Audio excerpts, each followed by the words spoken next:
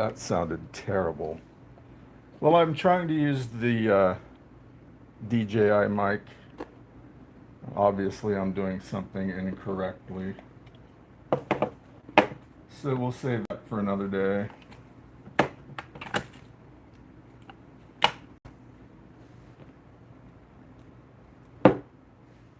All right.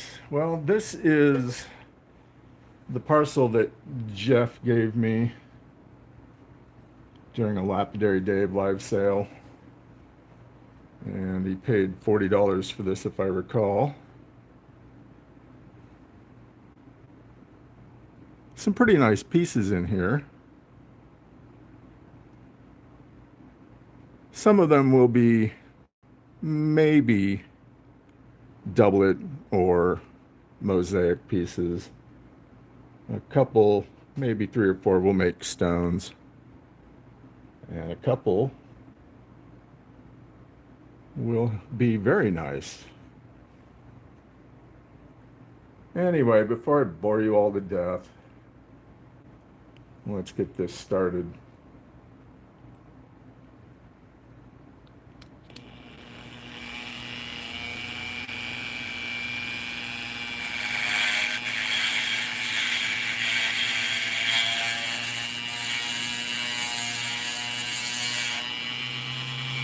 So this stuff is meant to be. So it's going to be sandy and cracky and otherwise a pain in the butt.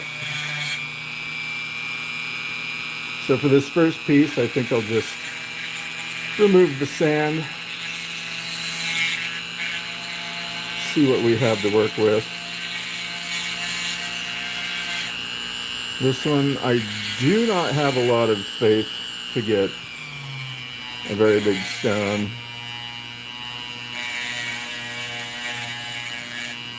But that's the beauty of opal. You just never know.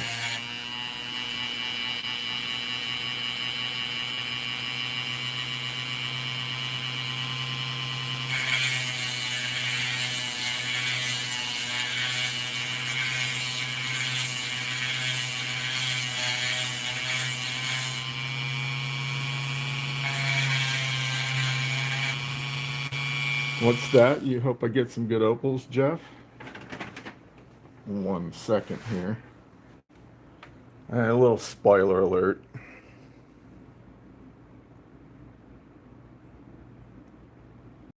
That one should work. What do you think? It's not going to be huge, but it's got some really nice color in it.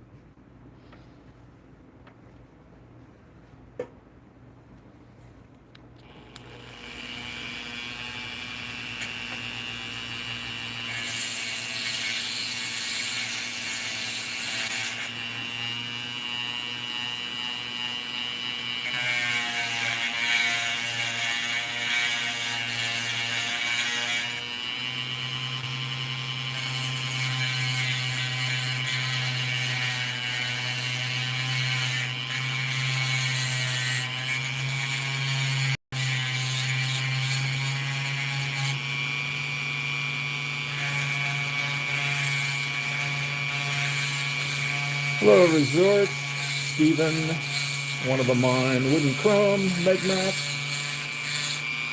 Jeff, Brenda, Jerry. Hey, Josh.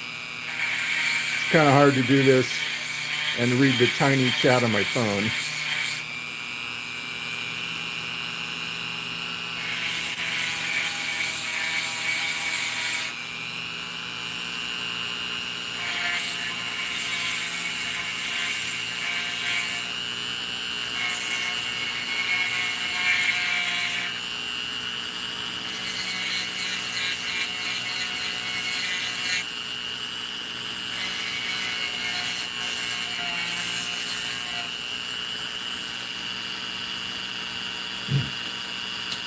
Hello, Julie.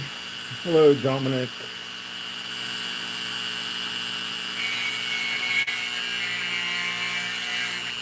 Hit the like if this is entertaining. Hit the dislike if it's not entertaining. All engagement is good. And if you're not subscribed and this is something that you enjoy, consider subscribing if I'm sufficiently entertaining.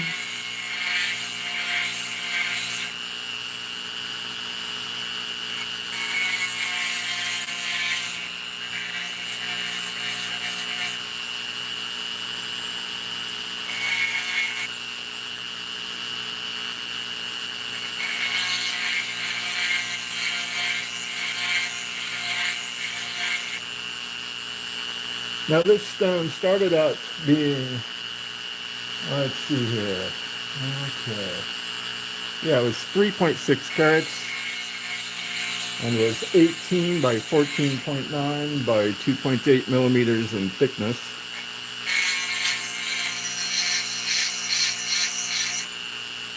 So it will be a very thin stone, which is why I'm leaning more towards probably doublet for this.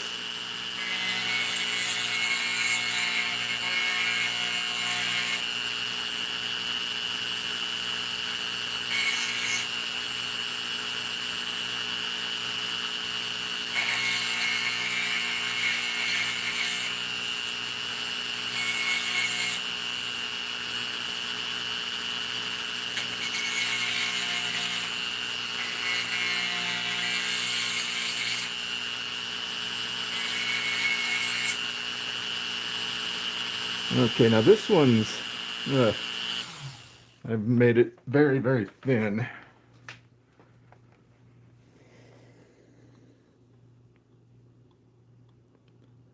Up at this top part, that's just really super thin.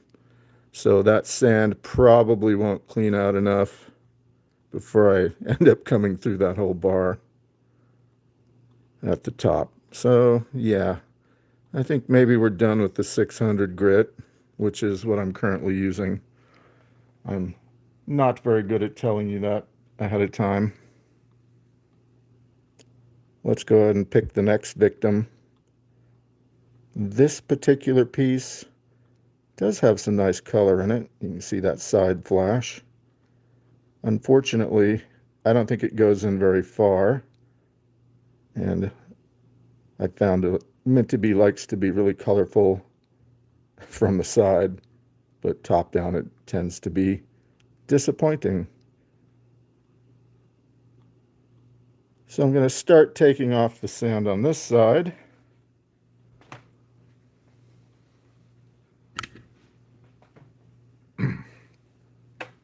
This stone is 4.15 carats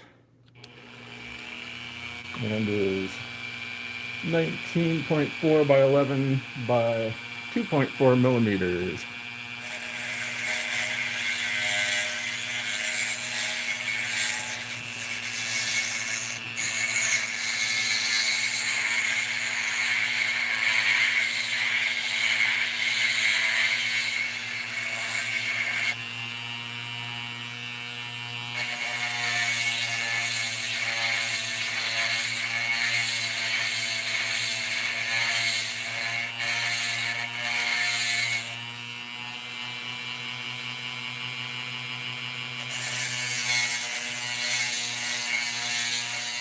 In regards to meant to be, when it works, it really works.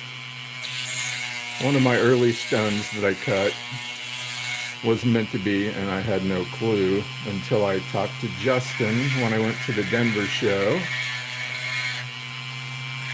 And that one actually turned out really well.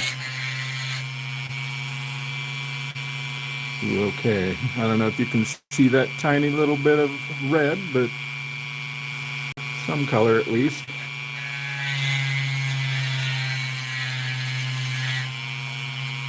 Unfortunately, it's just that tiny little bit.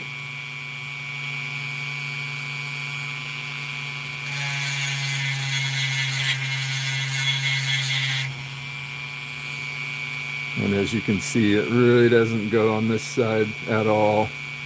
We're still looking at maybe to there.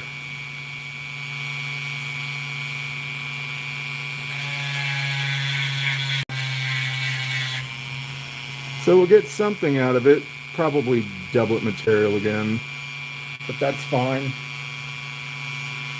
I do need to start practicing on the doublets.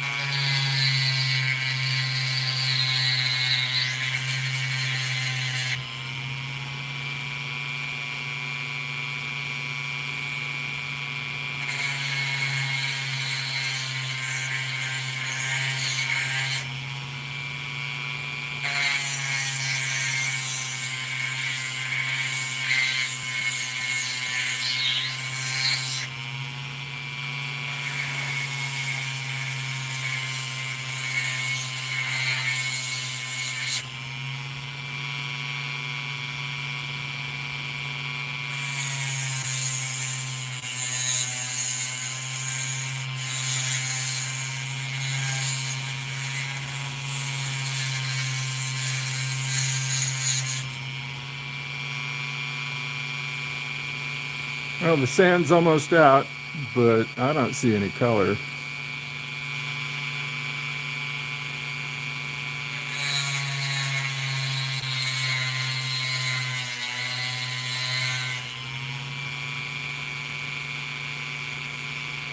Ooh, there's a hint of green. All right, we're going to stop on that one.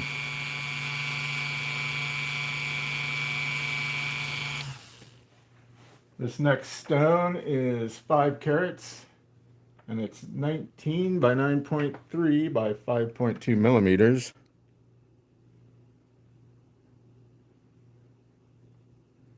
And you can see some color along the side here, but it's basically just little pockets. Nothing really on this side. And of course, top and bottom, there's too much potch on the other sandy bits.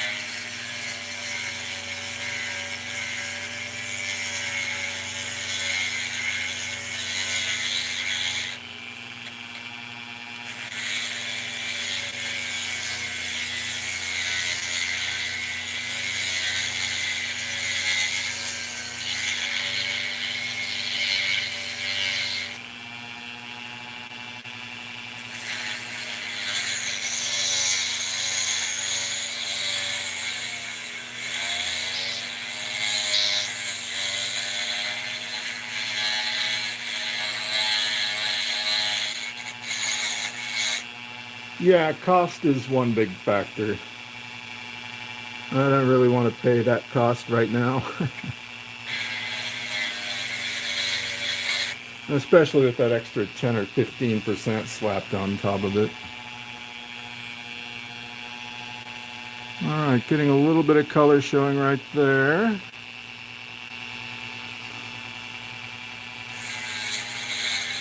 This will probably remain as a picture stone.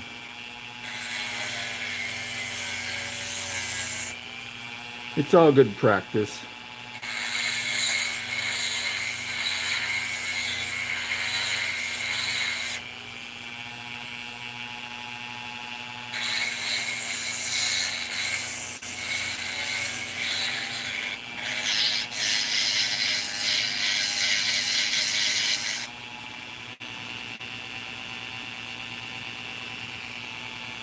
Looks like we're getting a tiny bit more there.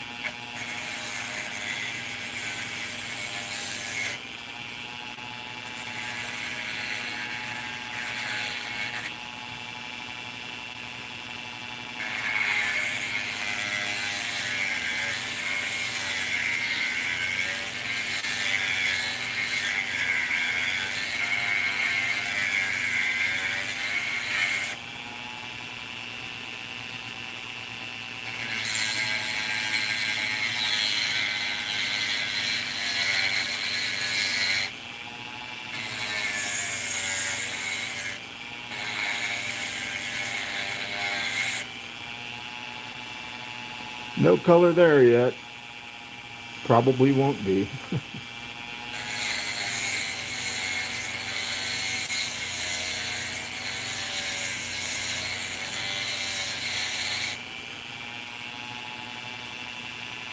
But to be honest, this was probably the worst piece of the bunch. So I think we're going to set that one down for now.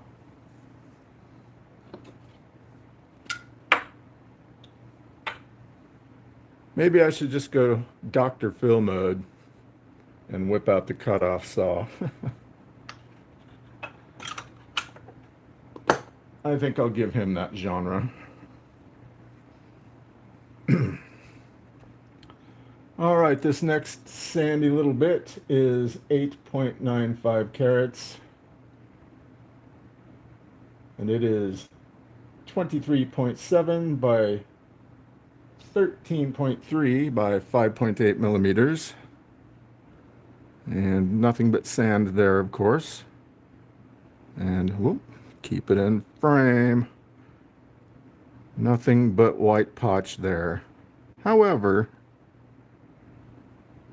there is color in there.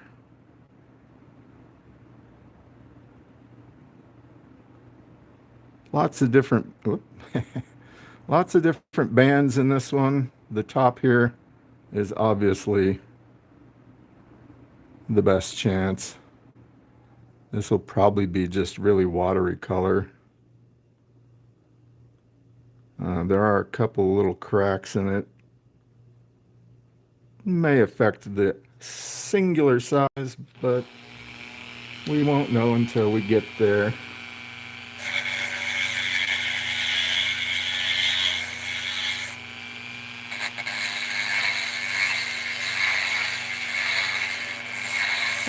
Greetings, Mr. Chubby Hubby. Thanks for taking time out of your day to support a poor old Opal cup.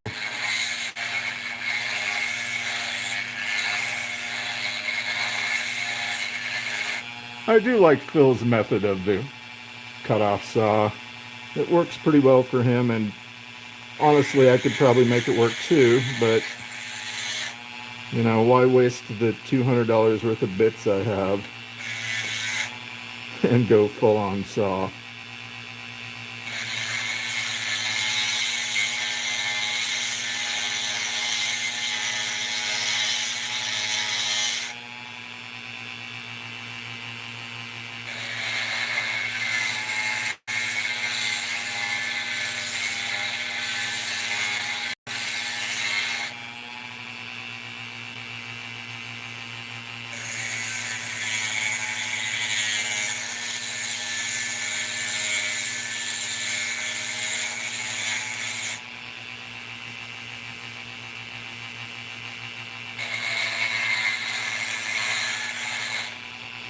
So one of the cracks is right up here at the tip.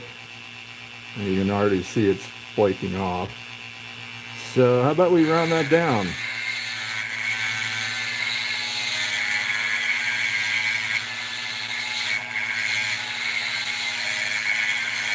Yeah, Jeff, those gemfish are uber expensive, but I will hand it to Justin that his design is very impressive. And it's basically the only light you would need other than, you know, UV lights. But someday I'll get one. Just not today.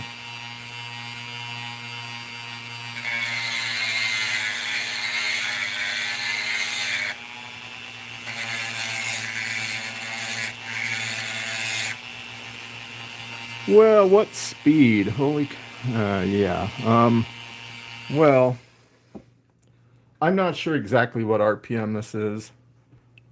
This is a very, very old Dremel, and it goes off to 10, and I think 10 is like stupidly fast, 30,000 RPM or something like that. But this is a 15-year-old Dremel and it works, so why buy a new one? Basically, I put it on speed 2 and it's so old that when it warms up, it actually gets faster. So sometimes I have to turn it down. I also have it plugged into a rheostat that allows me to control how fast it ultimately gets. It's not a very good rheostat, but you know, it works.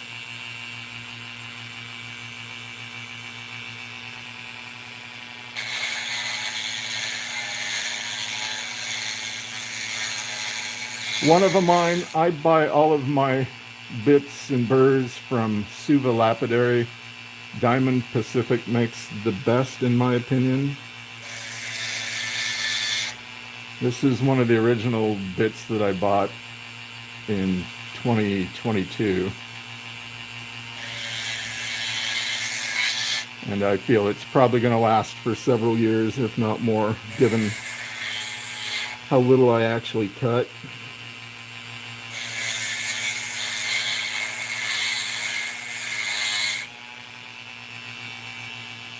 Just as a reference guide,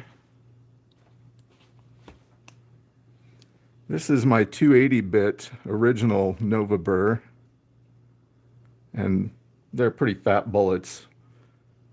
Here's the second one I've started using, and it's worn away probably 25%.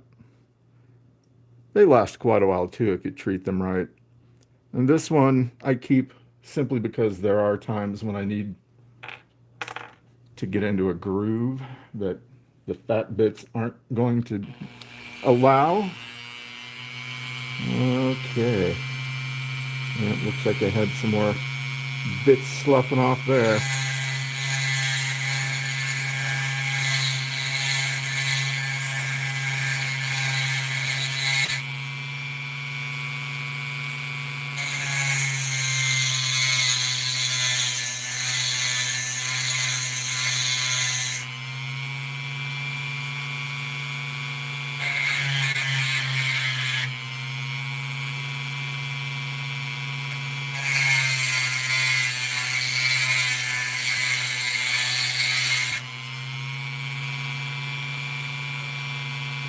Getting close.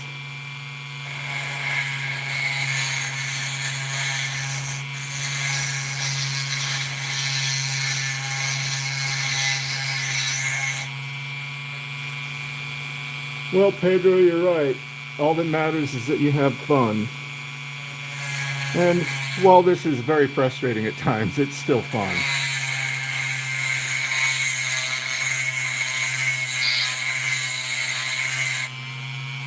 And I still consider myself a novice at this.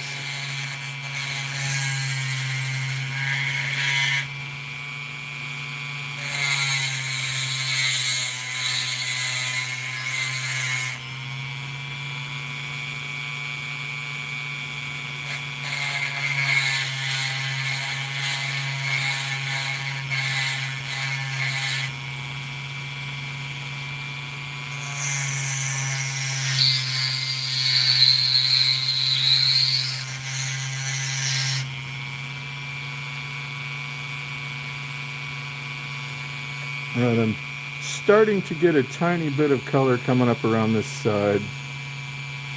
It's going to be time soon to probably set this. Okay, I can see some there.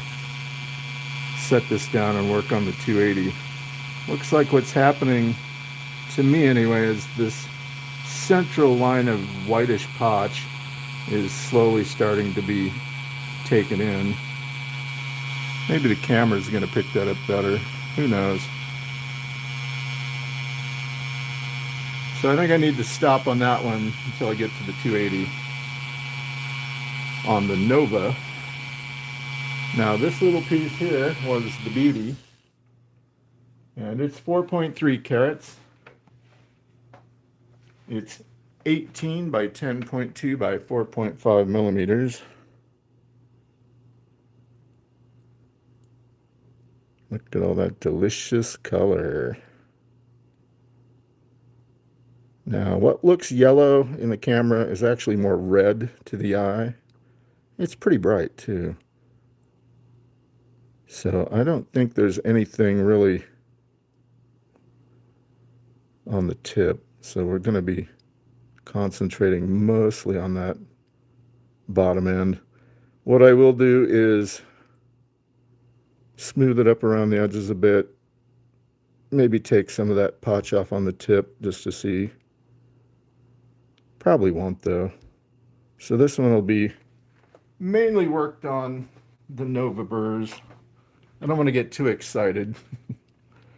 It's way too easy to grind through the color on these things.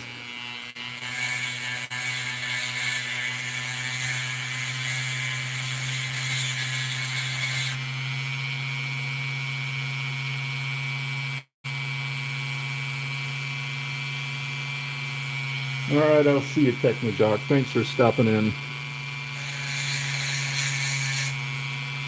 There's a tiny hint of green on the tip, and you can interpret that how you will. I will try to keep this stream clean,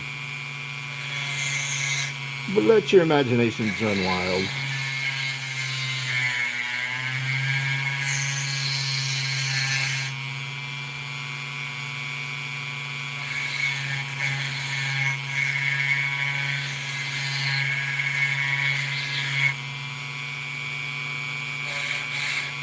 Well, Stephen, it could actually be a symptom of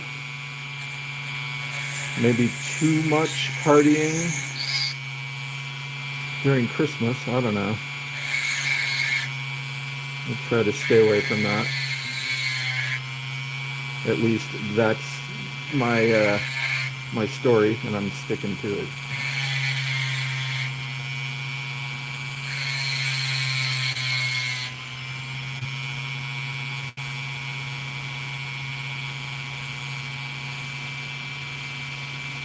Come on, show up. I just like showing off the colors. Some of these I don't really even want to cut, but what good are they if I'm the only one staring at them?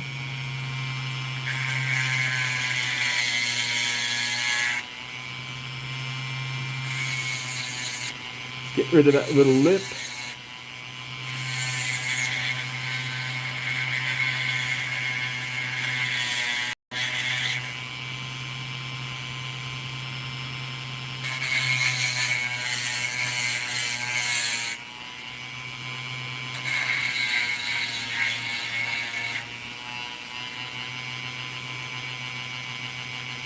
All right, not seeing anything else there at the end of this stone, so let's slowly grind it in.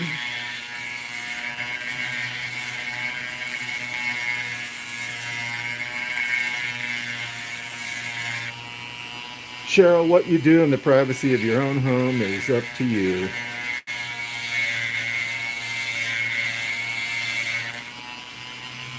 But I know what my imagination does, so I will not fault anyone for letting it run wild.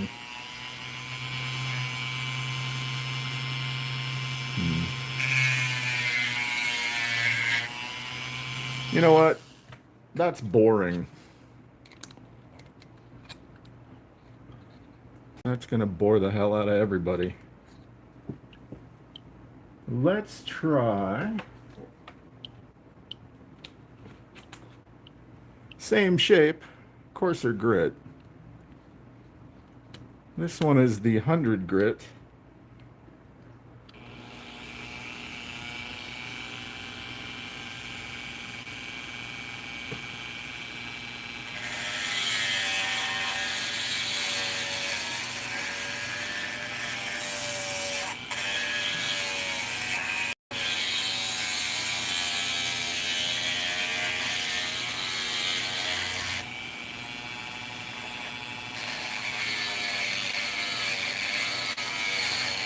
Oops. See, now this happens when you don't tighten it down too much. The bit starts moving out, and that sucks.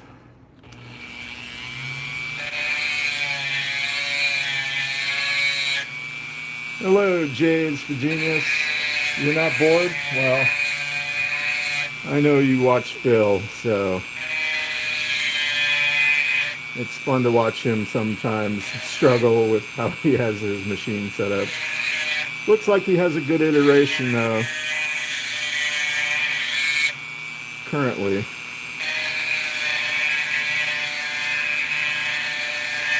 Hi, Lori K. Thanks for dropping in.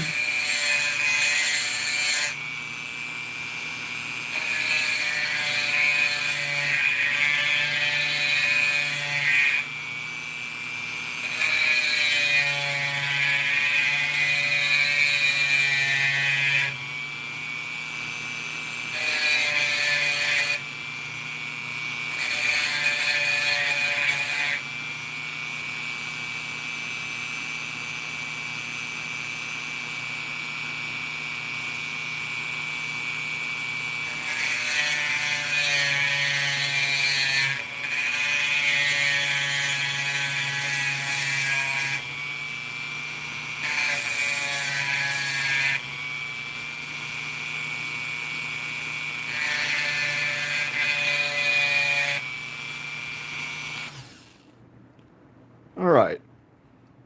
I think we're good there. There's a little bit left there at the top, but no need to get in too big of a hurry.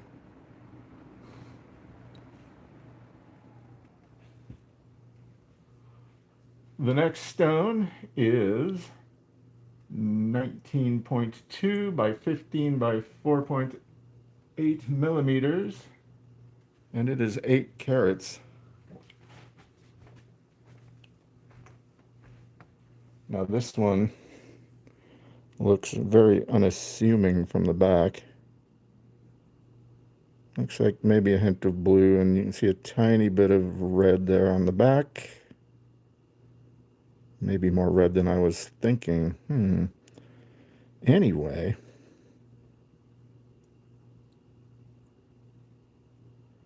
from the side it doesn't look too bad, but yeah, the front's all where it's at.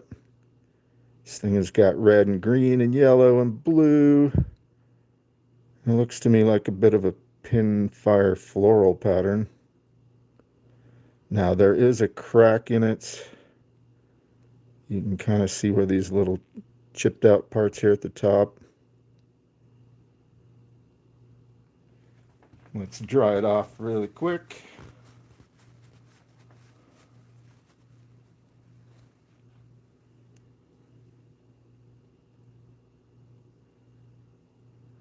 Need to work on lighting here some. Anyway, I may have to cut this. It's like this crack starts around here, kind of loops up around towards these two sand spots. So if it goes very deeper than that surface, and I'll probably get a little stone there, or a big stone, and a little stone out of that. This is one of the guaranteed banger stones, so let's not mess it up. Fortunately, the color bar is fairly thick.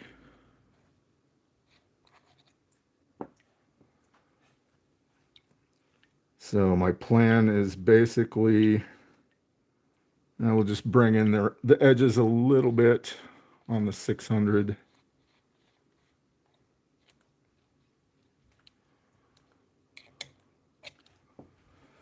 Not touching the top at all, and I don't know if you can see that green up here near my finger, but I will smooth out the bottom just a bit as well.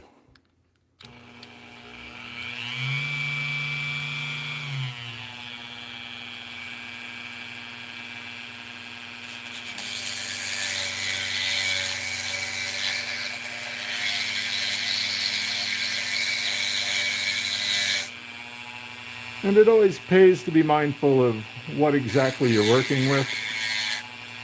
On the Dremel, that 100 grit would have been way too brutal. The coarser grits can make chips fly everywhere. Ooh, look at that. And a little more red coming out there on that edge.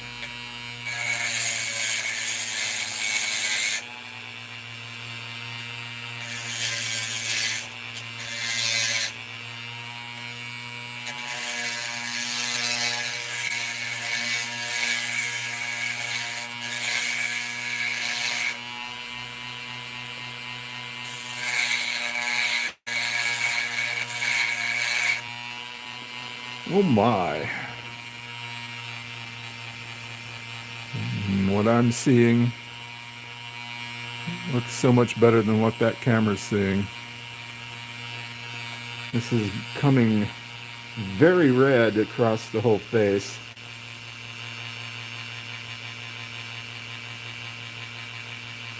All right, we'll leave that alone.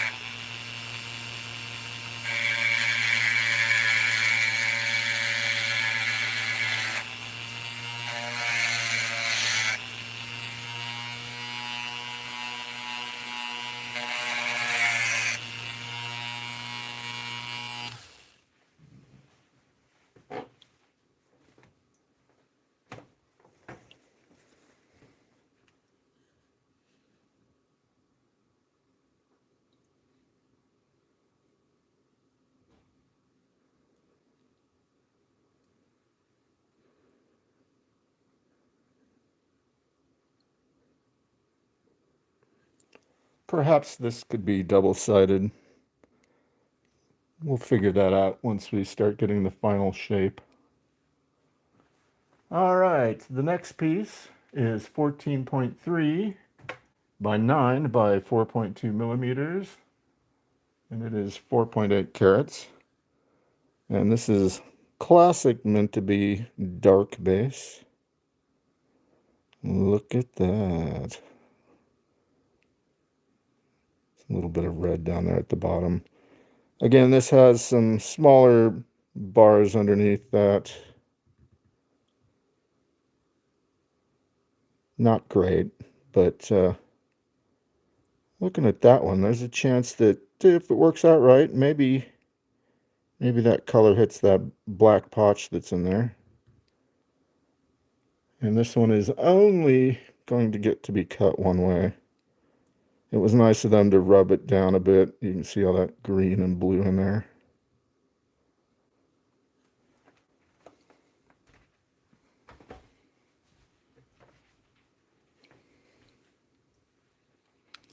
Thanks, Minty. Thanks, Lurker. I'm not sure. I can't keep up with everybody because trying to watch a tiny little phone screen chat and cut Opal just doesn't work. Most of this one will be done with the 280 Nova.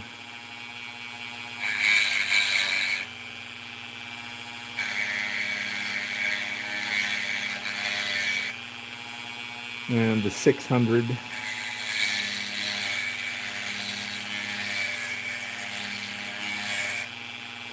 But I do want to get all the sand off the top.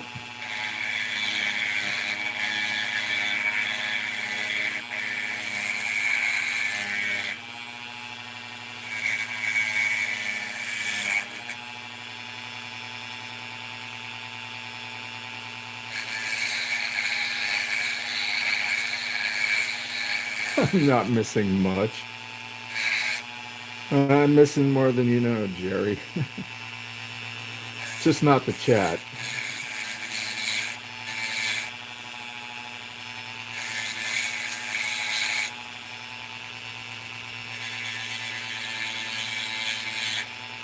The big key is, will the sand come out before I hit the bar? Seems to go in rather deep in that spot. But there's also conveniently all that potch right there as well, so. Or inconveniently.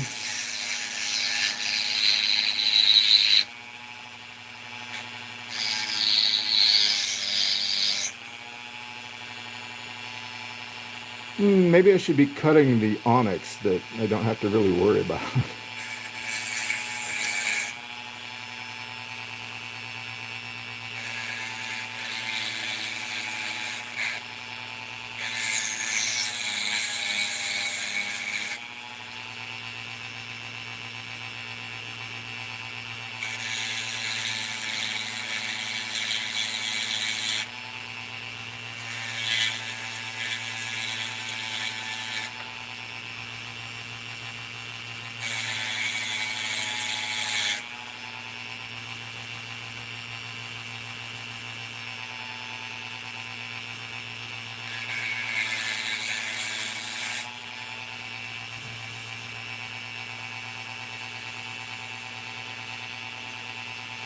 Trust me, I've had stones fly, and I'm in the kitchen. About 2.5 feet to the left of me is the vent for the heater.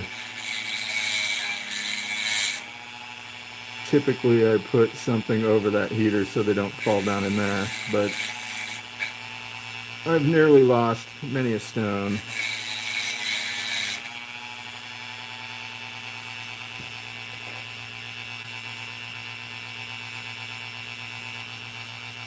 It's going to wash it out. Having this light really helps, but it doesn't help when I'm recording, so I won't be using that much. But I'm getting down to that point where you can start seeing all that black potch underneath, and the tiny bits of the color bar are showing through. So I'm just about ready to stop on this one.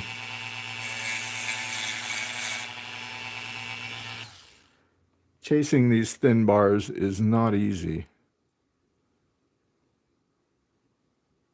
And there's still a high probability that I will screw this one up. But as you can see, all that grayish potch here in this corner probably doesn't have a whole lot of color in it, so that'll likely be gone. So maybe a free form on this one. Hard to say.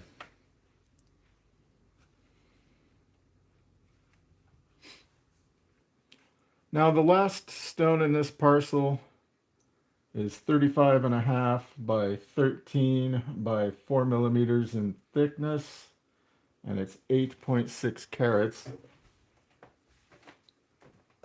And it is also gonna be a stunner if I can make it work. Look at all that blue. It's a decent sized thickness in the bar. Now, whether all these little undulating sand pits can come out of it, well, we're going to find out. So it might end up being a completely whole stone. It might not. There's even some color coming through on the bottom. But I'm going to try to leave that alone because I really dig these blue seams in the side.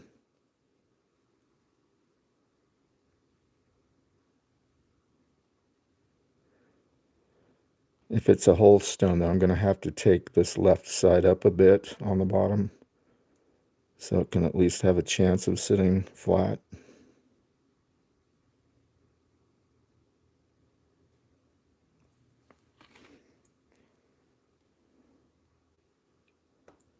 Tiny bits of green in this, but it's mainly the blue.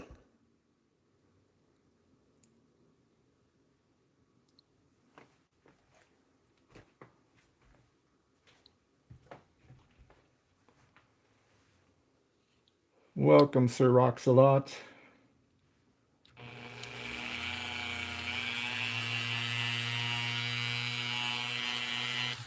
All right, Lurker. These bits are all from Suva Lapidary, and they're made by Diamond Pacific.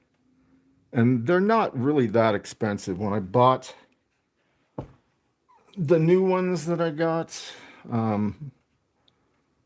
I bought some more of the sintered diamond ones, some different shapes. Basically, these are like $14 a piece, if I recall. And the Nova ones are $10 or $12. So you can get a pretty good variety, reasonably cheap. And they also have free shipping if you have $100 or more in your order.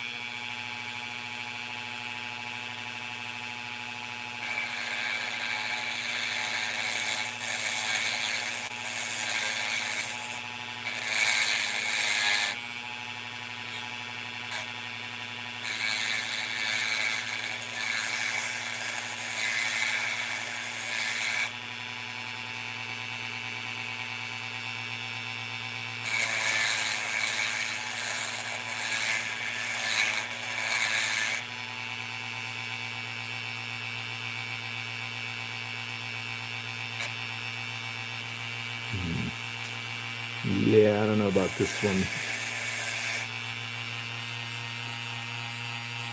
I probably should stop doing the 600 grit on this because it's just going to eat that bar up.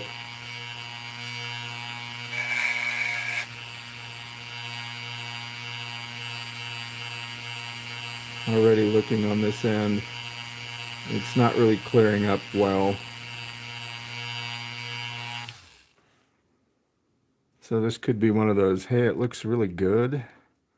And then as you start cleaning it up, you realize, oh, well, it was pretty to look at as it was. So I think it's time to switch back to the good old Nova burrs. I also have a barrel-shaped burr, which, if I recall correctly, this is the original one that I bought. So I've used it in many, many stones. And here's the value of trying to use the whole surface of the bit, because you see this lovely valley I've created.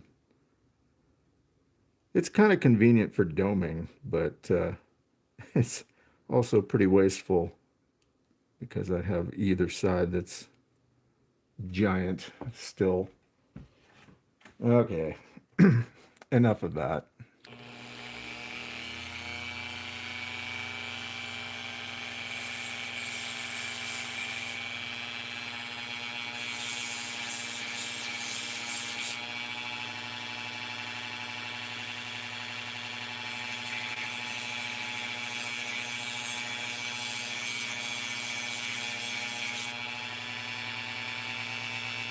Yeah, there's a ton of sand, and that kind of goes through on both sides, so very likely going to have to bring all that in.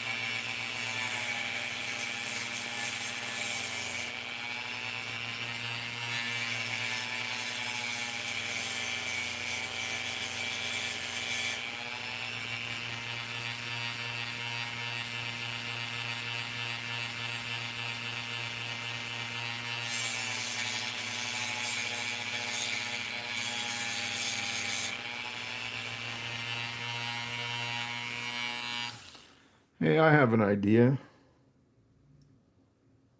Let's do the fill mode for a second. Not to really grind anything away, but there's just maybe a possibility of something on this tip being used in a future project.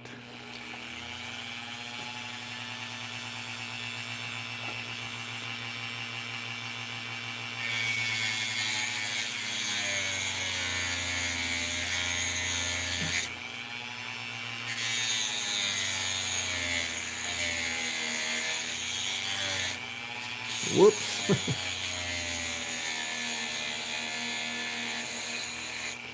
Mind your cutting. All right. Well, I mean, that wasn't probably a horrible decision. There's no sand in that end now. A little tiny bit of sand. Okay, well, I mean, sometimes it works. Sometimes it doesn't.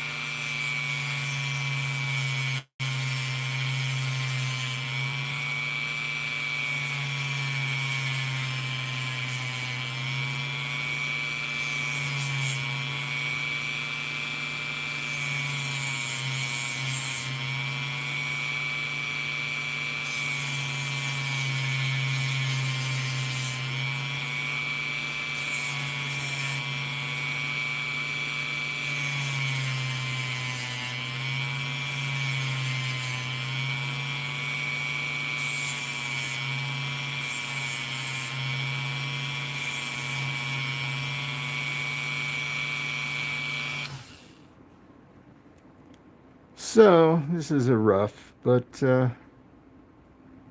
maybe a small cushion cut.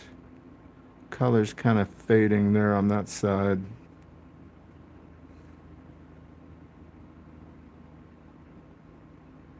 Hmm.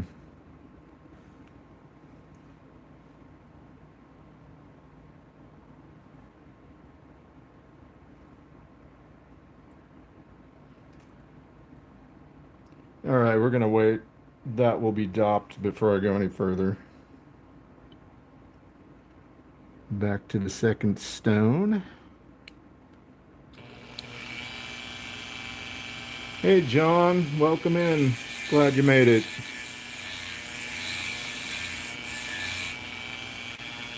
I hope we're entertaining you. All right, some of that green's coming through up here. Maybe I was wrong.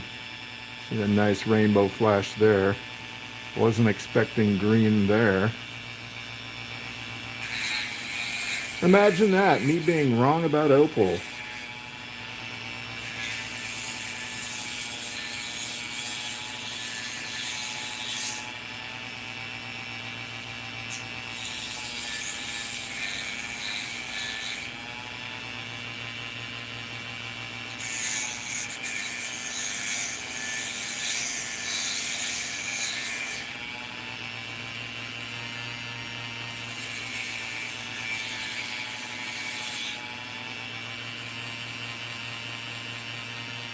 Now's the part where I wonder, maybe I should have come down from the other side.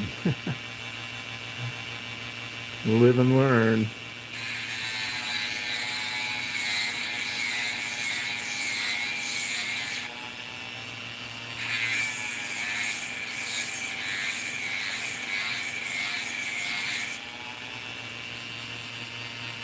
Won't really matter though if I'm going to make a doublet.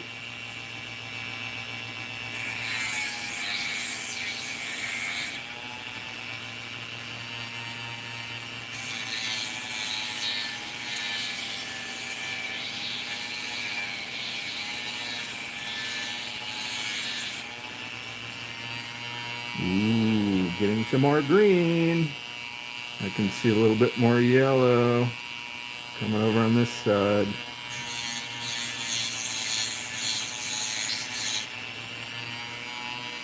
This opal's making a liar out of me. Where's the hammer?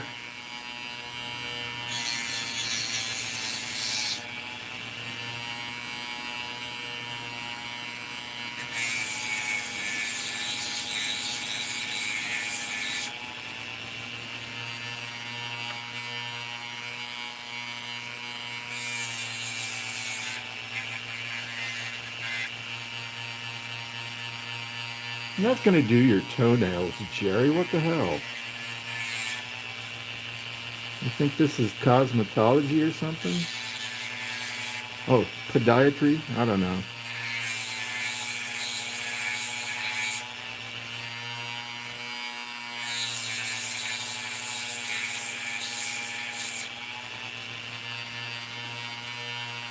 My goal would be to be as nimble as Justin when he's cutting opal,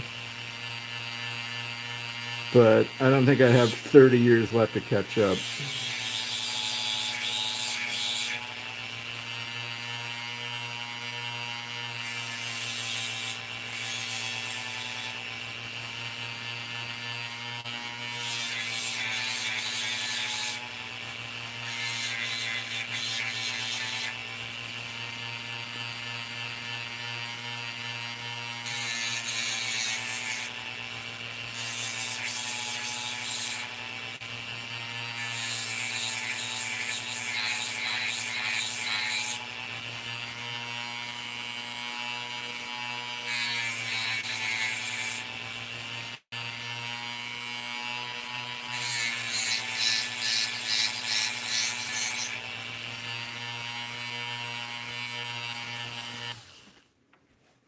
Hey, Vicky.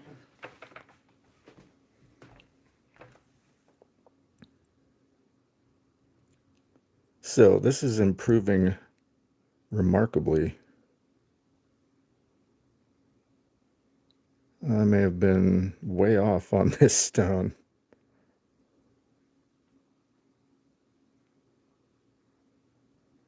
I think I'm to the point where it probably would make sense to drop this and maybe continue with the 600 grit, because this bar on this side is pretty thick, but who knows how thick it is throughout the rest of the stone. Promising, very promising.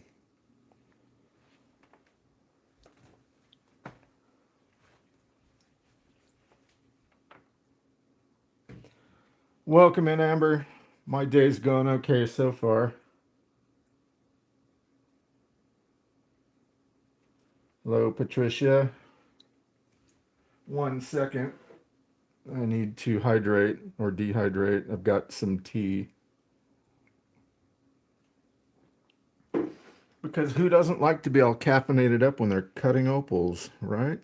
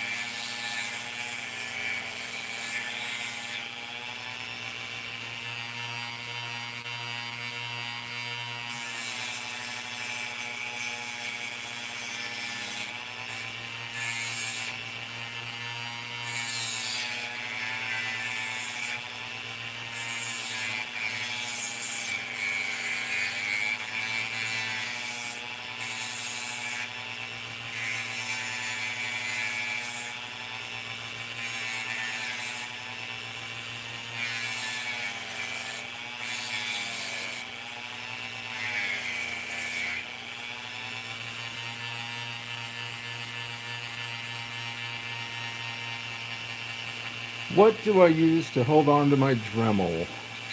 That's a great question. Do I have an answer for that? Do I want to answer that?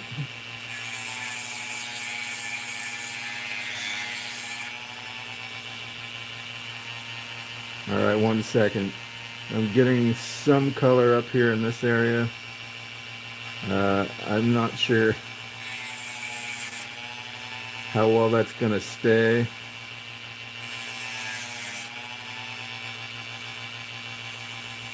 My guess is that there won't be too much more in there, but I'm often wrong. All right, so as for how I have this lovely contraption set up, pardon the awful noises there. All right, this is a Manfrotto camera tripod, and it has a clamp on it. This belonged to my brother.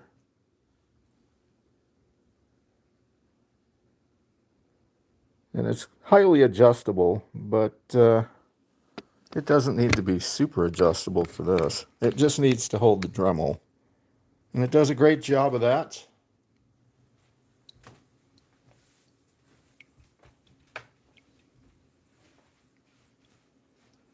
And there's no way I could do this by holding a Dremel and trying to work it on the stone. I do have a flex shaft, but this Dremel is pretty old and it has a problem running a flex shaft. And again, I'd still have the same problem of having to hold on to the flex shaft and the Opal at the same time.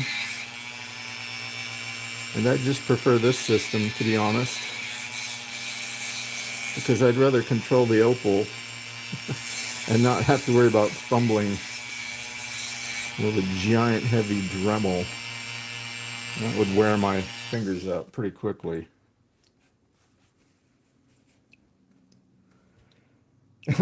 I am in Opal land. Yeah.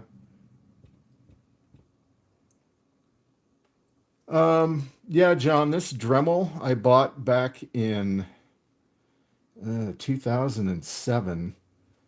And I think I got it at Walmart. And the whole kit at that time was probably 50 bucks. Hold on a second while I empty this beautifully full water pan.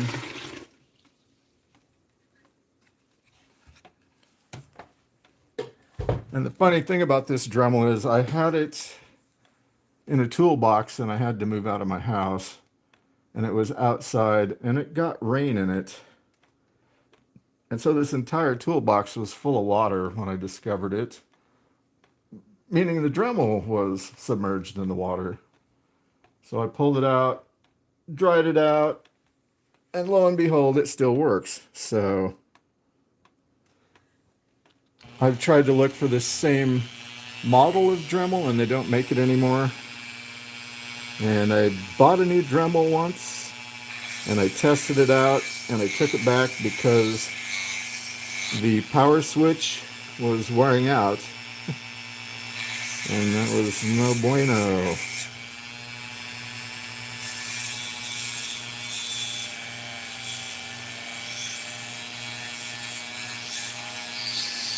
Yeah, I won't lie. I'd rather have like a Fordham or Vevor equivalent. And I've watched Roy's Rocks reviews on those. And maybe I'll buy one eventually, but this Dremel works perfectly for now. So it would be smarter to spend any money on probably a trim saw or tile saw. Although I'm leaning towards the trim saw. You know, something that's actually built for slabbing rock. Makes more sense to me. Yeah, it's going to cost like 4 times as much, but I'm certain it's going to be 4 times better. Okay, this bar at the top is pretty watery, so that's the best it's going to get. You just have to get down to it. Fortunately, it's fairly thick right around there. Not really so much there, but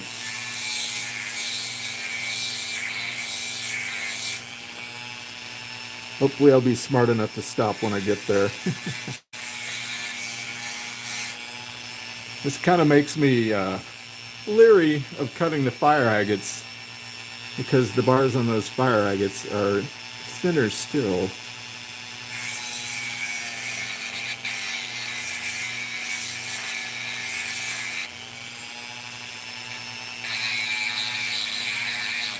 Wow, I've been live 72 minutes.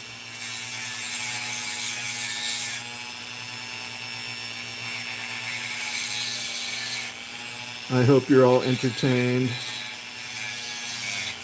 Maybe you're learning something, maybe not. All right, we have a bit of a crack right there.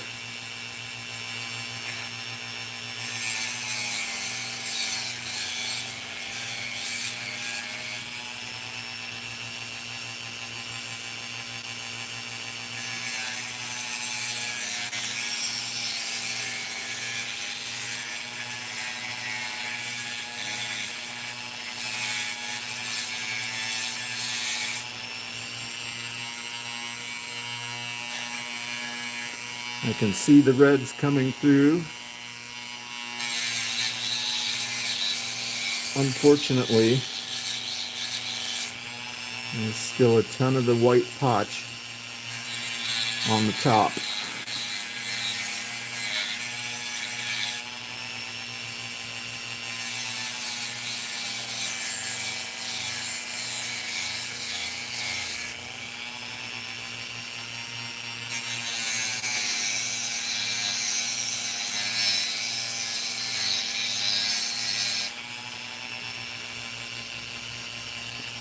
All right, I have to stop and look at this close up.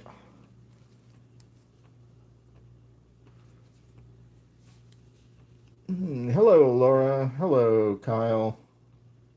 Hello, Jack.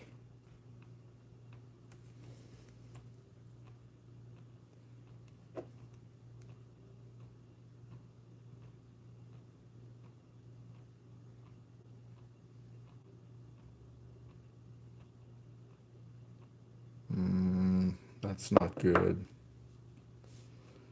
That's not good at all.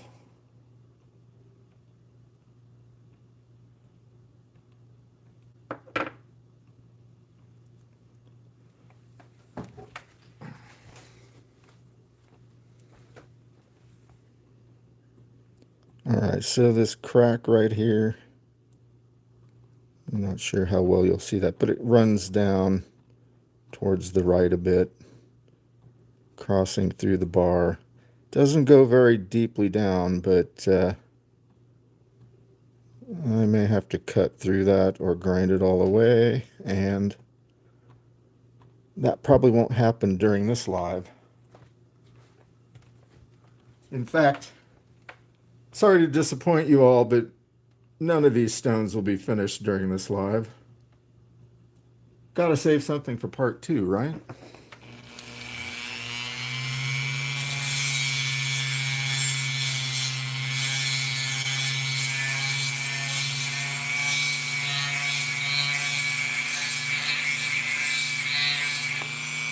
Well, John, my whole point of doing this channel was to show people that you don't need to spend $4,000 on a cabbing machine. That if you want to get started, okay, I just had a piece chip off there, it looks like. You can do this fairly cheaply. A new Dremel is going to cost you maybe 70 bucks if you buy a kit. Then you can spend probably $100 or so on the bits, although I would recommend having a nice variety.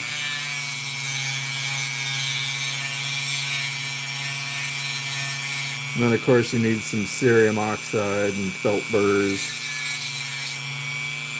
Unfortunately, I'm not sure if Sue the Lapidary sells the felt burrs. I haven't really looked. I bought mine off of Amazon and they last a fair amount of time. I believe I got a 10 pack and I've gone through 4 of them.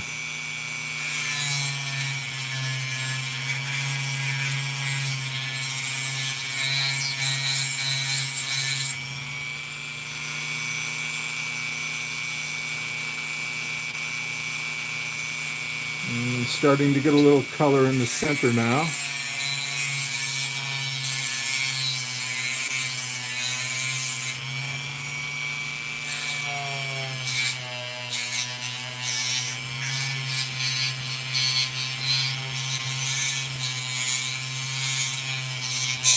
Whoa! Stay away from the collet.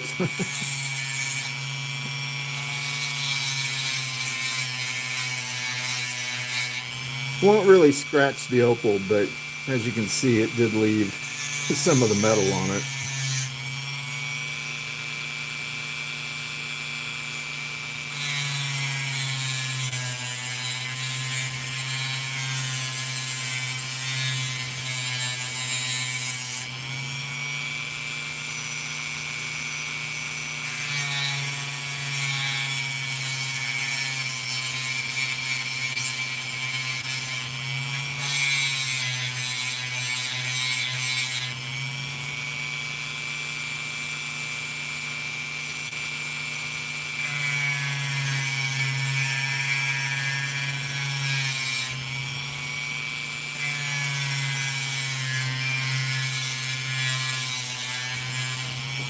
All right, who's bored? Don't lie. Raise your hand.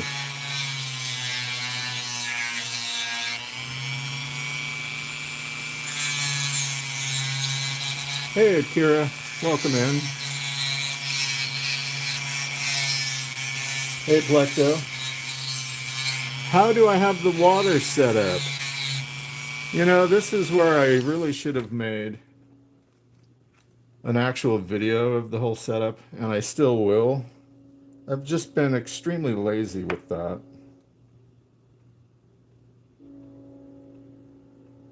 Are we ready to take another trip? Now, this is the 3rd iteration of this system. I started out with a milk jug, and the glue and aquarium sealer wasn't holding. So here is the 3rd one. This is just a 64-ounce juice jug that I put water in. In fact, well, let's put a little more water in now. And found this little soccer ball out in the yard, so I put some colorful felt tip marker on it, and it kind of helps me see the water level better. Anyway, I glued in the aquarium tube through there. It curves down to the bottom and it runs along here. There is one shut-off valve. It runs along there. I've got this beautiful cut piece of PCV tubing and a nice long steel wire. And this is basically a backflow system to burp the air out of an aquarium. Anyway, I hooked it to that. I've got the easy control valve for water flow. You can see how I probably need to put a little more chlorine in there, a little Clorox bleach, because it does like to grow algae if I'm not using it. Also, if I'm not using it, I need to shut it off really tight because it will leak out. And that's not much fun. Anyway, that's my unkempt shelf and the water system. It works pretty well, honestly, because I can slide this wire up a certain amount and move the water drip off so I'm not rusting out the burrs if I leave them in. And it's completely adjustable. I can make it come really, really, whoa. Problem with that is when I open it up wide, it tends to want to move over to the left and drench the Dremel, and that's not good. This whole setup is basically designed to be minimal cost. I had to buy the aquarium tubing and the valves. I had the PVC pipe already, and I had to buy the wire. So it was like 20 bucks all in, I think, to make that. And of course I had the super glue and the aquarium sealer because this house, when I moved in, has a 500-gallon fish tank. If you know anyone that wants a 500-gallon fish tank, the pump died, so I had to give all the fish to somebody that wanted them. They all survived the move, by the way.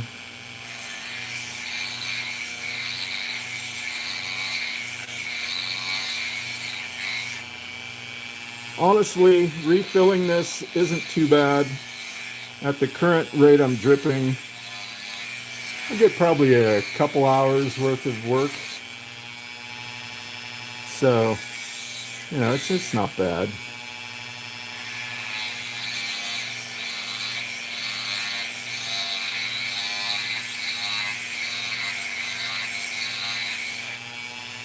I find the gravity feed method is pretty efficient. And honestly, it's nice that I can run that part without electricity. Couldn't imagine running the Dremel without electricity.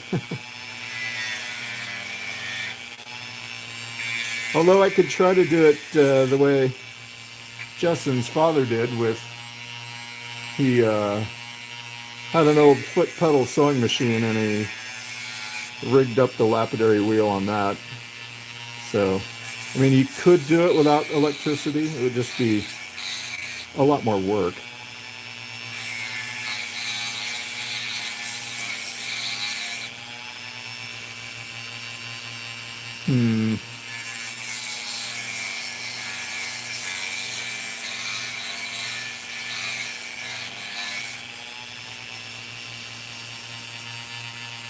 Yeah, Cheryl, that tank, there's no way it can be moved out without cutting it up because basically it's plexiglass. It's like 2 inches thick and it's all glued together. And I imagine empty it probably weighs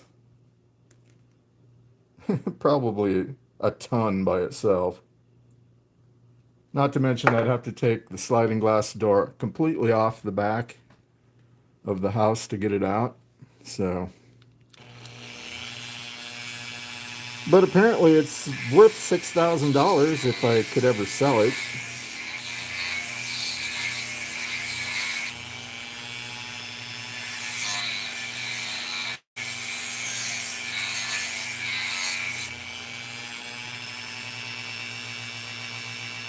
Starting to see a little more crawl up in the center.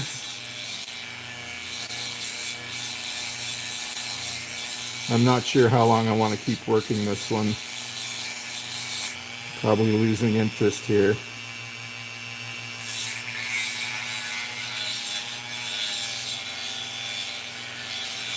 Welcome in, Yogi wife, Boo Boo, Honey Boo Boo.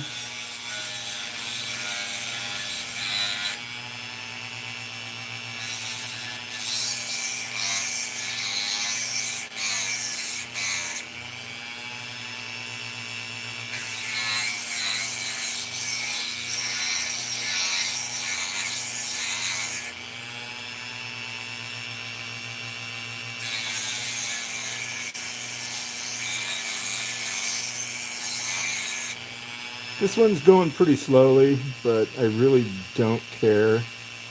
I'm not in a hurry.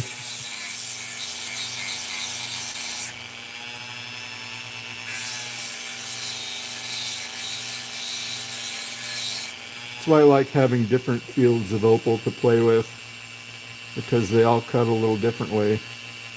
And honestly,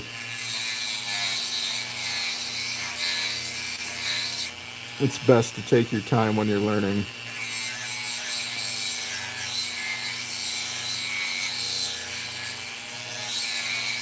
I know some of you probably would say I'm really good at this, and I'm not gonna lie, I get decent results, but the first few stones I was cutting took me weeks to finish. I'm to the point now where I can actually do an entire stone in under a day. And the only reason it takes so long is I'm usually making video and still recordings of the entire process so I can have a decent video out of it.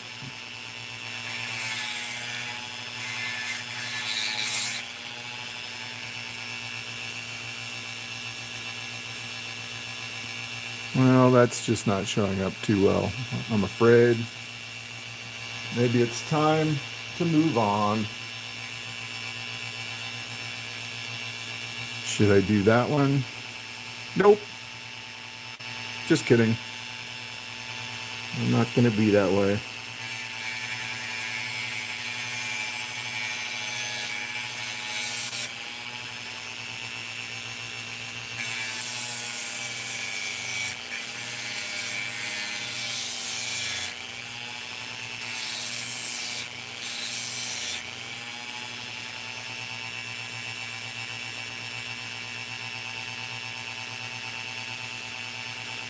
Yeah, Stephen, the first couple of stones, I think two or three, I started with sandpaper and a knife sharpening stone. And boy, that is a pain in the bleep. It is laborious, it is slow, it is possible, and you can get some really good results.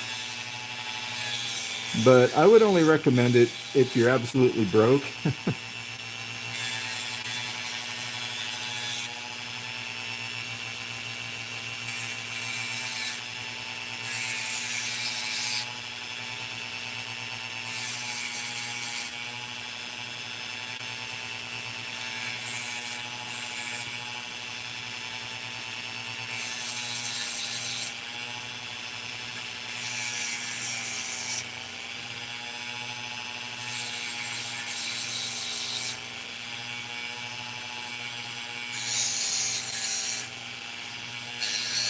Hey, Kyle, welcome in. This probably isn't as entertaining as you working on that giant water opal. Man, that thing was just amazing. But like I say, it's always good to watch other people's processes because no two people are going to do this the same way. And you can learn from everyone.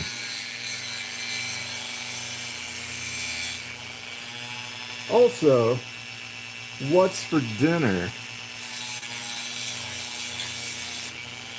I have a little bit of spaghetti that I had for lunch that I didn't finish.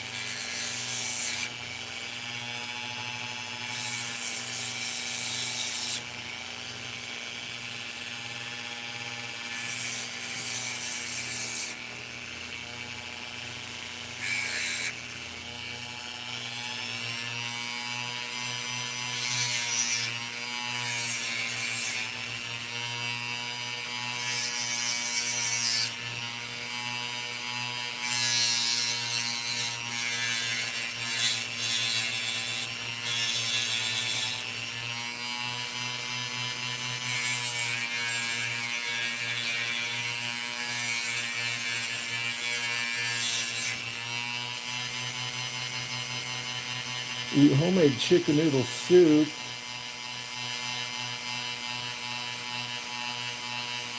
Oh yeah, I would love some of the knobbies just themselves. I bought his beginner parcels, and I found some really good material in it, honestly. So, if you're just starting out, don't knock those $100 parcels. They have some A lot of potch, of course, but you know, it's beginner material.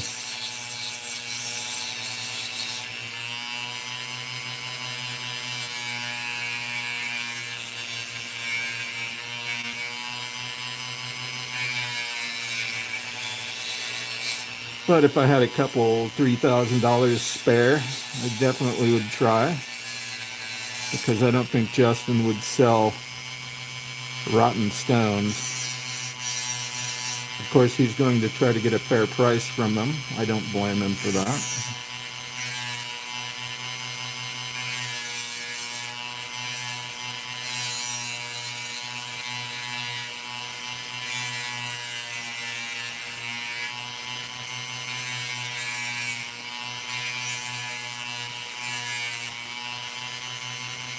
Sorry if I'm missing any questions.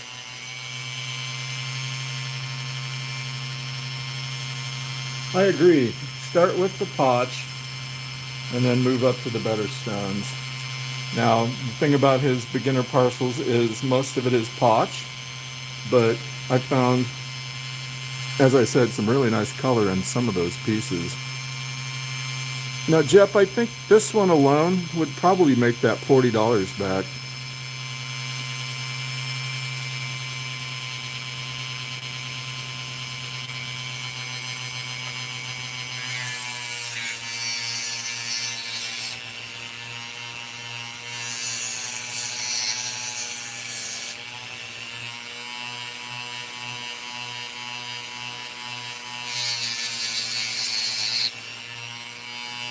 All right, I'm seeing a tiny bit of color beneath this main spot, but it looks pretty thin.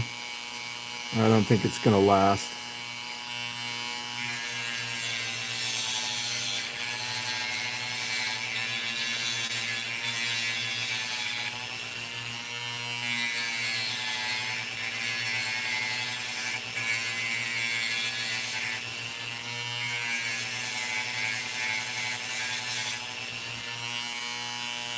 And I'm also getting to the point where I think I need to dop this just because it allows me a little lighter touch, a little more precise action, so I'm not screwing it up. Whoa! Now my first fling. Fortunately, it stayed on the table.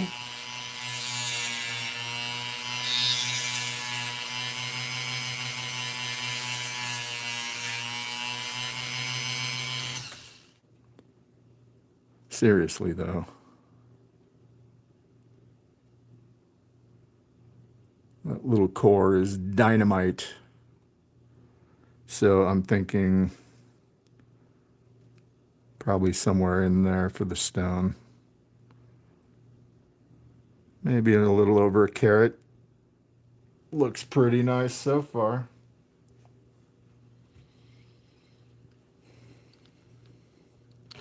Yeah, I'm gonna have to try some of Claude's opals here eventually. I do have quite a bit of stuff to continue cutting. I've taken far too long a break doing other things. And then, of course, the mountain of stuff I've bought at live sales and won lately. I'm going to have rocks until I die, I think.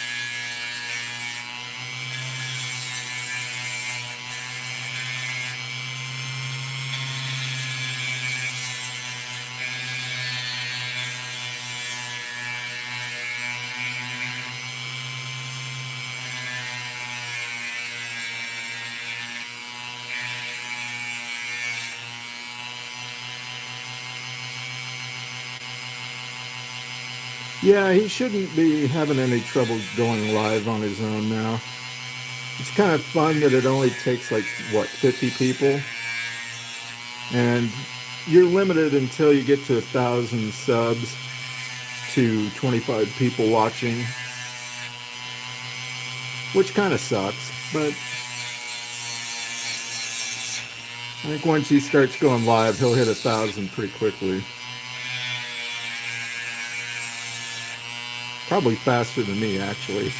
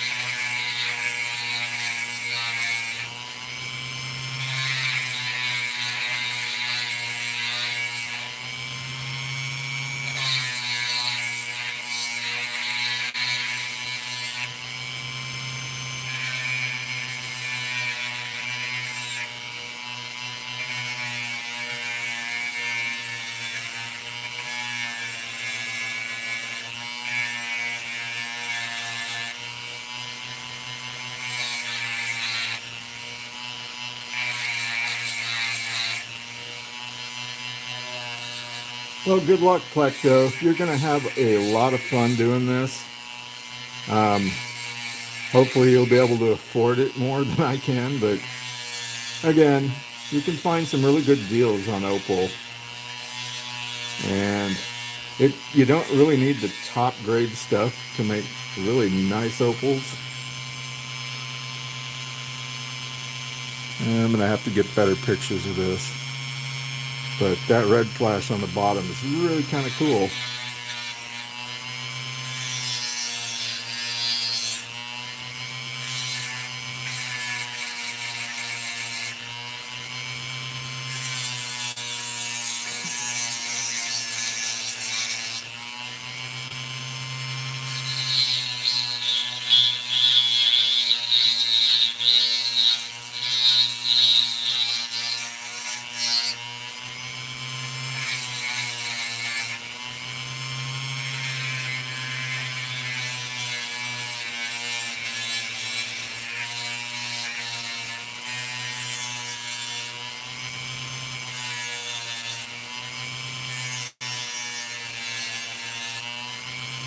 Well, that one's cleaning up okay.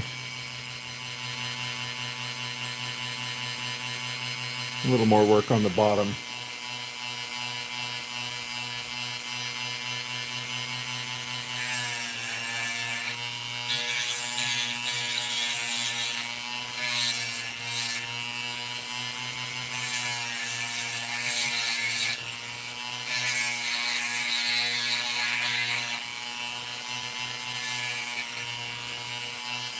Let's stop and check this out on the front.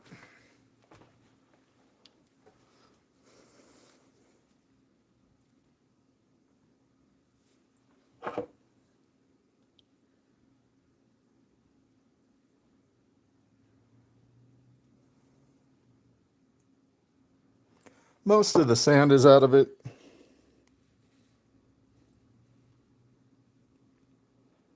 Now, being wet, it's harder to see the crack, but it's still there. And I'll have to check it out more thoroughly when it's dry and even use the backlighting method. Try to discern whether that crack is going to ever come out or whether I need to just cut this little beast. It's got some really good color. It's not super bright, but who cares? Look at that. That's like wild confetti.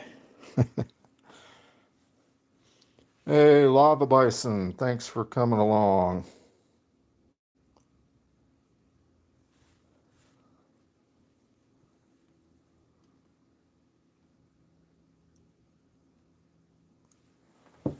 All right, 1 second here.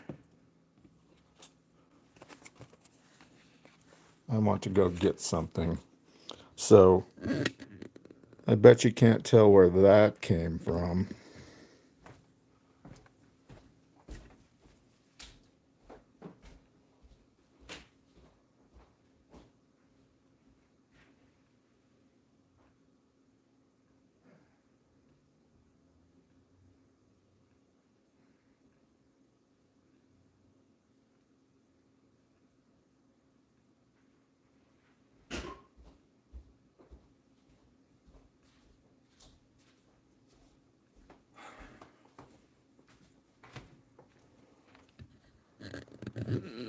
All right, now if you followed my community page, 2 or 3 weeks back, I posted a teaser on a stone I got from Lapidary Dave, and I've been a little lazy and I really should be working on it harder. But I did slice it earlier today. And, I know this is teasing. This is not the best cut I've ever made. So make of that what you will. And I feel kind of bad because this one will not be cut live. But, man, look at that. It's going to have some nice color in it when I'm done. There was a big crack over in this area. A lot of potch in the top. But, you get a sneak peek of maybe halfway through.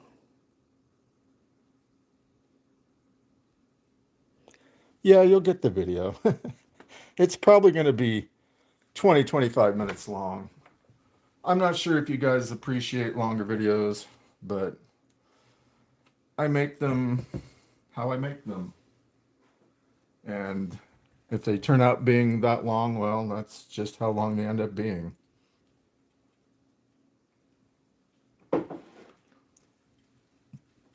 Pro tip, you can always skip to the end.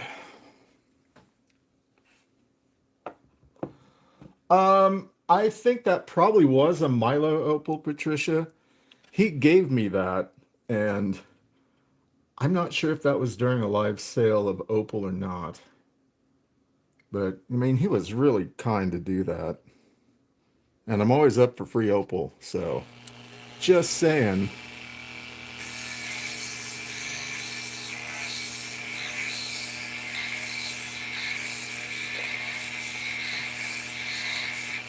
Yeah, it sucks that shorts don't get you many watch hours. I'm not sure how they manage shorts revenue. Um, if you make the right content and go viral, though, you can get a lot of views. Unfortunately, I don't think opals are the right content for getting 7 million views in a short.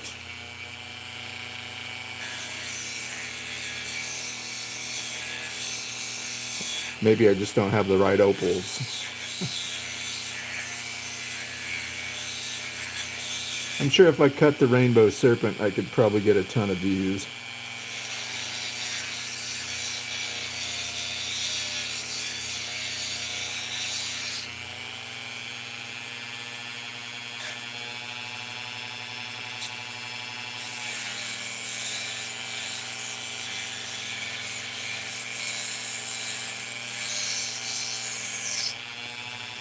This stone may not turn out to be anywhere near what I'd hoped. Oh well.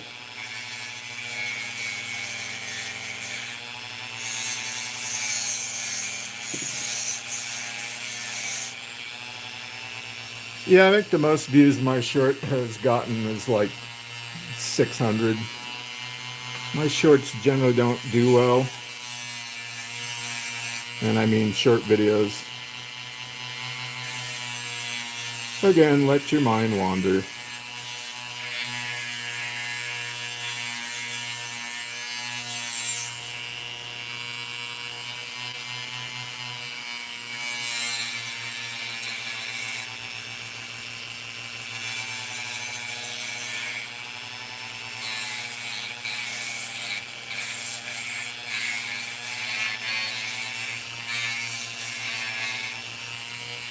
Yeah, I don't understand how some videos get all the views they get.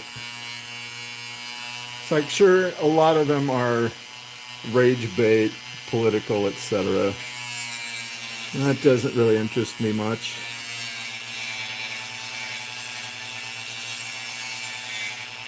I would rather provide something that's of an educational value with limited AI. I've heard that YouTube is starting to crack down on AI content creators, especially animators. I'm not sure I agree with that. It's just if your video is heavily relying on any kind of AI content, it should be straight up noted. Should be in the title, should be in the description.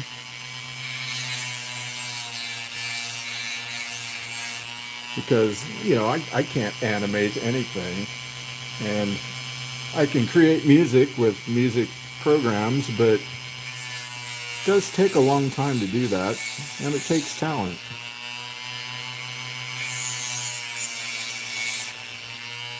And I could probably learn how to draw, but I wouldn't be any good at it for a dozen years or so. And man, this one, I don't know. High hopes, but that's meant to be for you.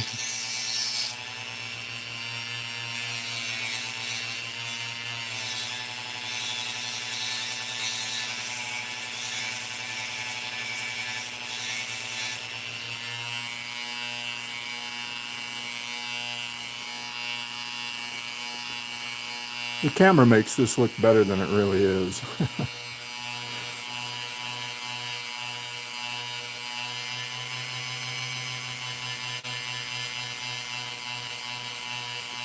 I'm also to the point I think where I need to stop, dop it up, and start trying to take out the remaining sand on the top with the 600.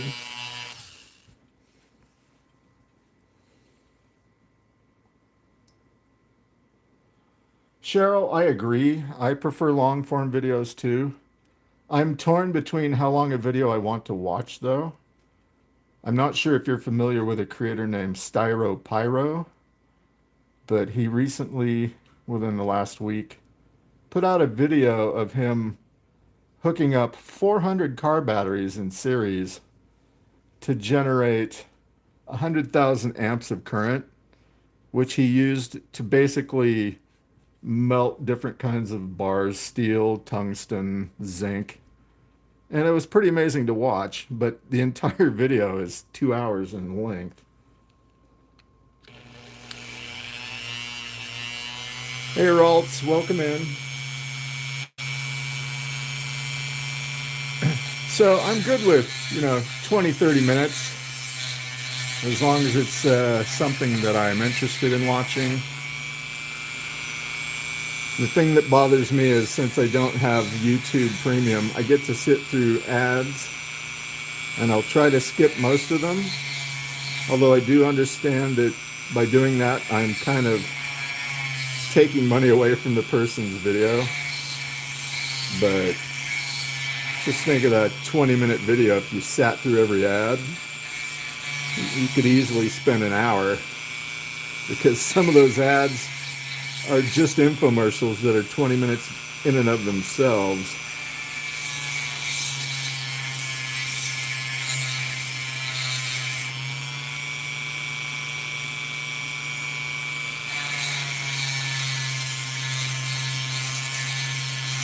Okay, I am coming up on 2 hours here, and that was not my intent.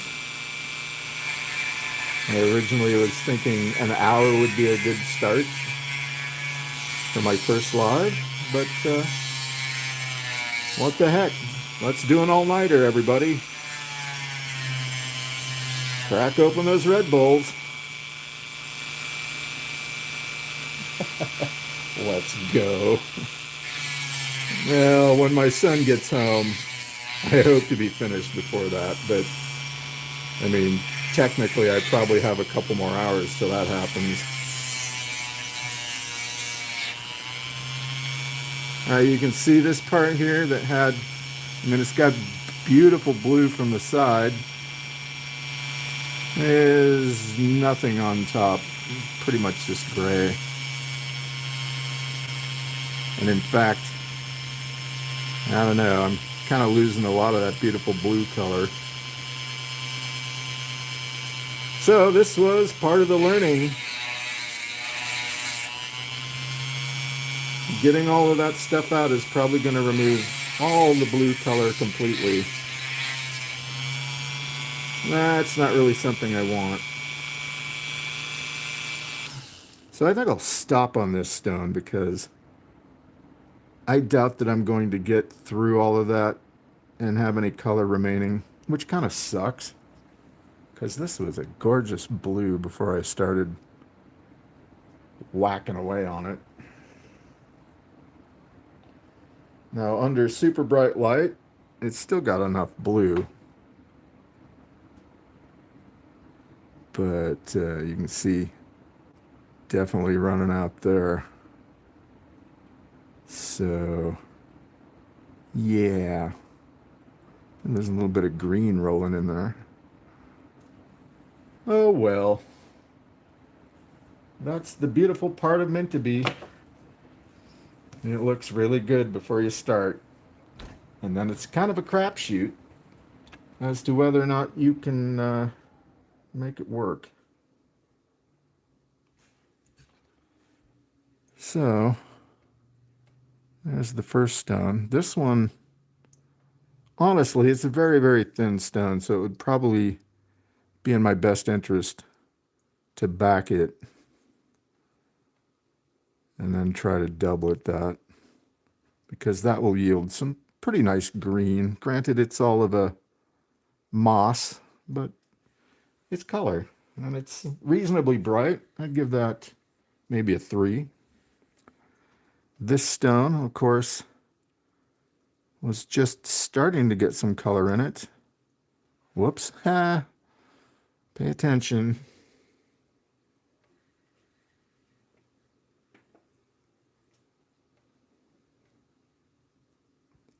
This is another one that's super, super thin, so either backing it or discovering exactly where the best color is and chopping it up for mosaic might be the best option.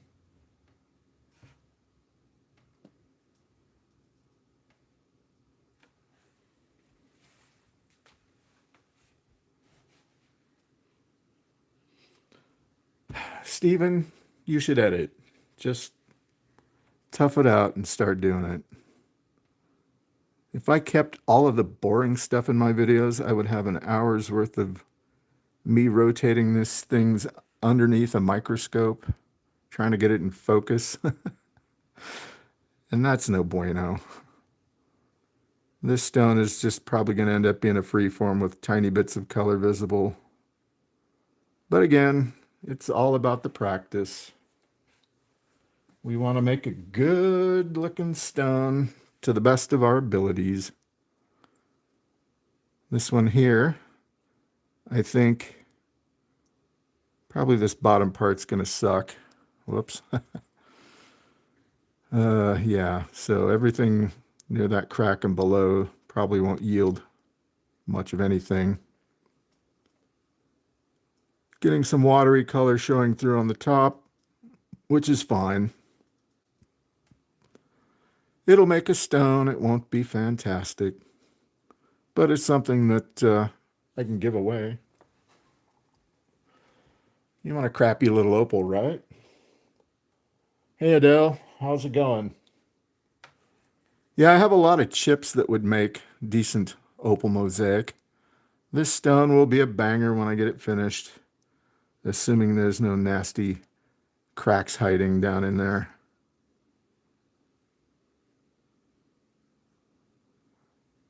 Certainly you can see the top part's waste in this bottom corner, but yeah, that's the king stone to me. The next stone, also a guaranteed stone, even if I have to end up cutting it due to the crack. And in fact, given the way I've cut this and it's a little thin that way, cutting it might be the best option. That way I can get the thickest part of the stone. And also on the back, once I get it all finished, it's got a very nice red sheen across the entire bit of that stone. Whoa, almost dropped it. And this one, of course, which to me doesn't look that great, but I think once I get all the sand out, polish it up, at least on camera it will look pretty good. It's got some nice green and blue floating on that.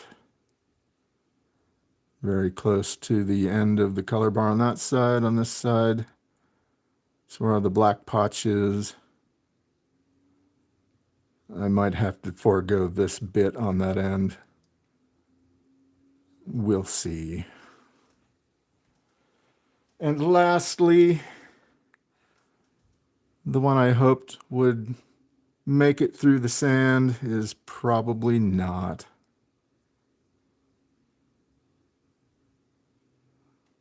Such is the thin seam of meant to be opal.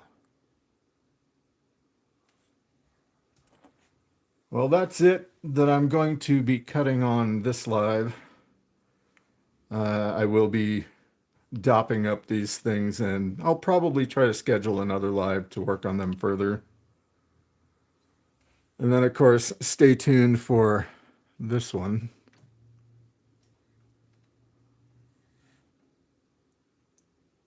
This one should be really nice once I get the surface leveled out, get rid of all that potch right there. Again, I thought this was cracked, more cracked than it was, but maybe it'll work. Maybe I'll even take some more of this sandy stuff off the bottom. We'll see how it works. I do want to make an even stone, but this could end up just being free form because it is quite lovely on its own. No, I have never cut boulder opal. I do own a couple of pieces that I bought just to have. And I did test it. It's dirty stuff. I understand why people love it because it is gorgeous, but it's very messy. So I understand why people hate cutting it just as well.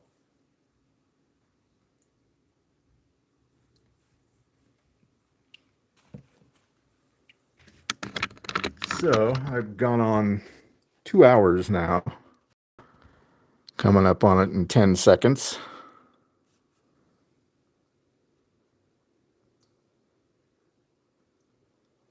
I'm glad you all tuned in. Thank you very much. A lot of likes. That's nice. And certainly I will have other material to work with. You know, I have a ton of things like azurite, got onyx, I have jade, I have that petrified wood from AZRE. And they're sending me another mystery box, which Beth Ellen bought and gifted to me, which is pretty cool. So I won't be doing solely opals, simply because I may be running. No, I'm not running out. I'm lying. I have some really good material, but I'm not sure I want to cut them on a live. Hey, Prairie Girl, Allison. Thanks for joining. Yeah, I'm kind of glad hell froze over too. I mean, this is a big step, honestly. A little nervous about doing a live. I know people do love watching lives, but I'm typically not the kind of person that wants to talk a lot. I type a lot, but I don't talk a lot.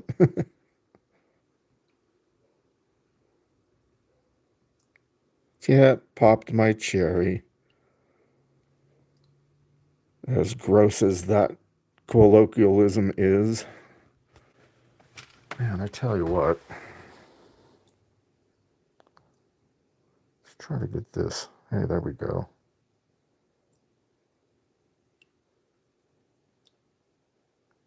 Anyway, I'm getting hungry and I need to eat. So, again, thanks everybody for popping in. And I will see you next time in someone else's live, probably, and hopefully one of my own lives. See you all later, guys. Thanks.